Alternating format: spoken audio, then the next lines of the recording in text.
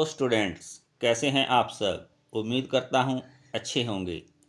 चलिए, आज एक और थ्योरम आपके लिए लेकर आए हैं, बेसिक प्रोपोर्शनैलिटी थ्योरम, जिसको हम बीपीटी थ्योरम बोलते हैं और इसको थेल्स थ्योरम के नाम से भी जाना जाता है। तो सबसे पहले इसकी स्टेटमेंट्स हमें पता होनी चाहिए।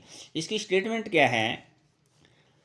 If a line is drawn parallel to one side of a triangle to intersect the other two sides in distinct points, the other two sides are divided in the same ratio. मतलब अगर एक triangle के अंदर एक line के parallel एक line draw की जाए तो वो अदर टू साइड्स को सेम रेशो में डिवाइड करती है। ये हमारी स्टेटमेंट है थेल्स थ्योरम की, यानी बीपीटी थ्योरम की। तो इसके लिए सबसे पहले हम क्या करेंगे, गिवन लिखेंगे कि गिवन क्या है। इसके अंदर गिवन में क्या होगा कि हमारे पास है क्या। सबसे पहले एक ट्रायंगल बनाते हैं। इसने क्या बोला है, if a line is drawn parallel to one side of a triangle. मतलब एक ट्रायंगल है हमारे पास, हमने एक ट्रायंगल ली ए बी सी, थोड़ी बड़ी बना लेते हैं, ए बी सी एक ट्रायंगल लिया। इसके अंदर बोलता है किसी भी एक साइड के पैरेलल एक लाइन ड्रॉ करो डिस्टिंक्ट पॉइंट पे, कोई भी।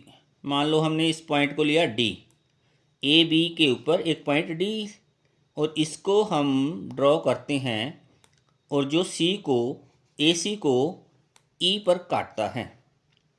तो क्या बोला था स्टेटमेंट के अंदर, in a triangle A B C a line draw parallel to one side, it intersect two distinct point, it divides the other two side in the same ratio, mean AD upon DB AE upon EC। ये हमें show करना है। तो given क्या है, ए triangle ABC, A triangle ABC in which DE parallel to BC, ये हमें given है। अब टू प्रूव कि हमें प्रूव क्या करना है। टू प्रूव में हमें प्रूव करना है कि ये सेम रेशियो में डिवाइड करता है, A D upon D B A E upon E C. A D upon D B is equal to A E upon E C, ये हमें प्रूव करना है। तो इसके लिए हम इसको कैसे प्रूव करेंगे, तो हमें कुछ कंस्ट्रक्शन करनी पड़ेंगी। तो कंस्ट्रक्शन करेंगे इसके अंदर। तो हम क्या करेंगे कि सबसे पहले बी ई और डी सी को ज्वाइन करेंगे।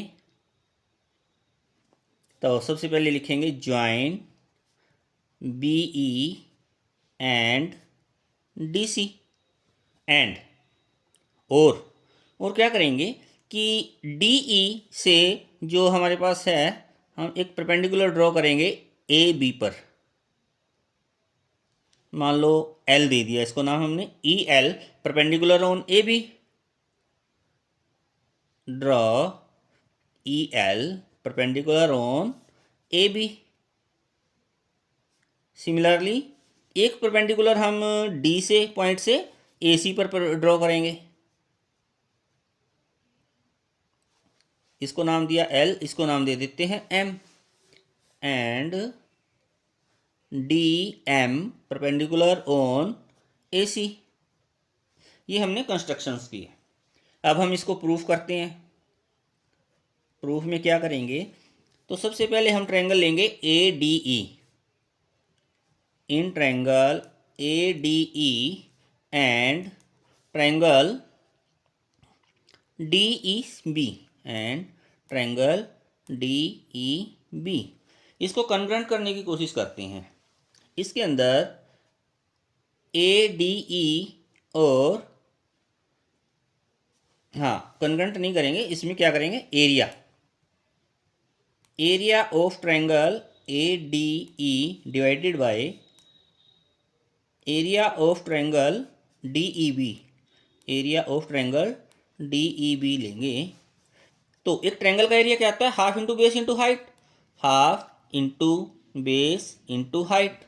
ये B1 H1 कह देते हैं इसको, half into B2 into H2। B1H1 हम ट्रायंगल ADE का लेंगे, DEB में B2H2 लिखेंगे। तो देखो क्या होगा हाफ इंटू B1 क्या है इसका बेस ADE का AD हुआ, इंटू H1 मतलब परपेंडिकुलर क्या है इसका मतलब ADE ट्रायंगल में परपेंडिकुलर जो AB के ऊपर था, AB के ऊपर क्या परपेंडिकुलर था EL। सिमिलरली नीचे हाफ की जगह हाफ इंटू जो ट्रायंगल DEB है इसका बेस क्या लेंगे DB, इंटू जो ट्रायंगल DEB लिया है इसका परपेंडिकुलर क्या होगा, इसका परपेंडिकुलर भी सेम होगा, इसका परपेंडिकुलर EL। अब पूछेंगे भी सेम कैसे होता है, मान लो कोई तीन टाइप्स की होती है ना मेन तो triangles, acute angle triangle, obtuse angle triangle and right angle triangle. जैसे एग्जांपल के लिए मैं आपको करवा देता हूँ, ये ऑब्ट्यूस एंगल ट्रायंगल है जिसका एंगल 90 डिग्री से ज़्यादा है। अगर इस पर परपेंडिकुलर ड्रॉ करना होगा तो कैसे ड्रॉ करेंगे, ये ट्रायंगल से आउटसाइड में जाएगा ऐसे, तो ये बनेगा। इसी तरीके से ये ऑब्ट्यूस एंगल ट्रायंगल है जो इसका परपेंडिकुलर ड्रॉ किया है ये आउटसाइड में गया है, जो AB के ऊपर डला है यहाँ पे इस तरीके से, तो हाफ से हाफ कटेगा और EL से EL कट गया, तो क्या आया हमारे पास area of triangle ADE divided by area of triangle DEB is equal to AD upon DB। इसको इक्वेशन नंबर 1 दे करके हम छोड़ देंगे। Similarly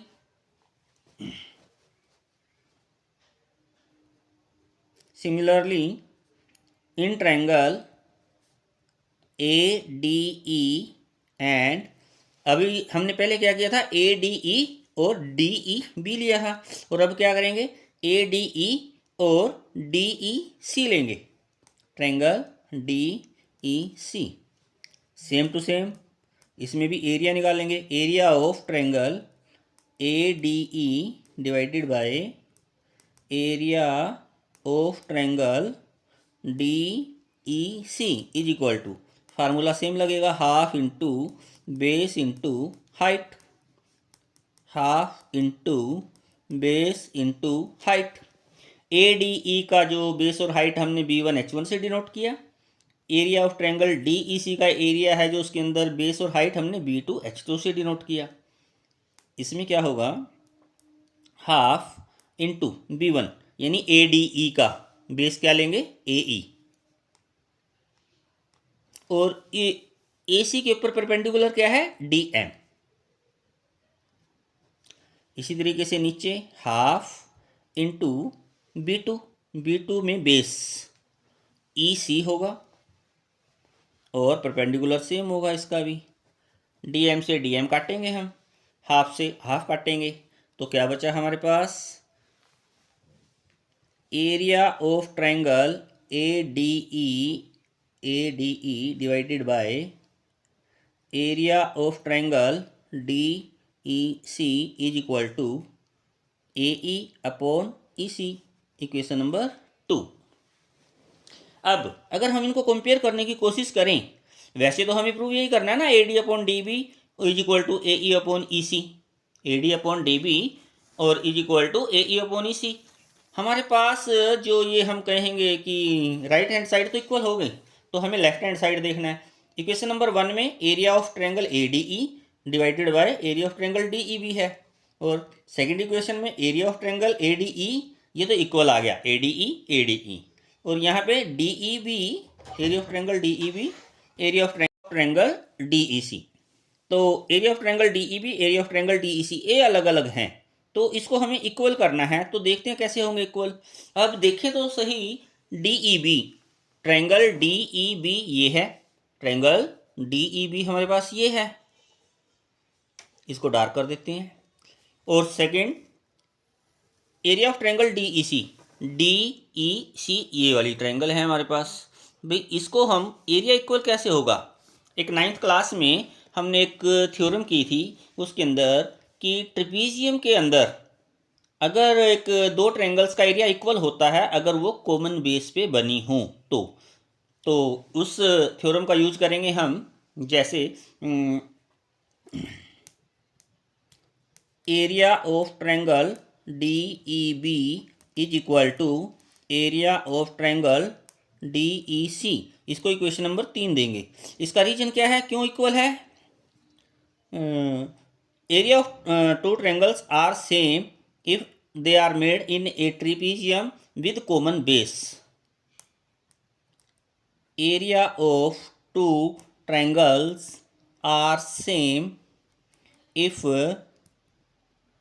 they made in a trapezium with common base. With common base.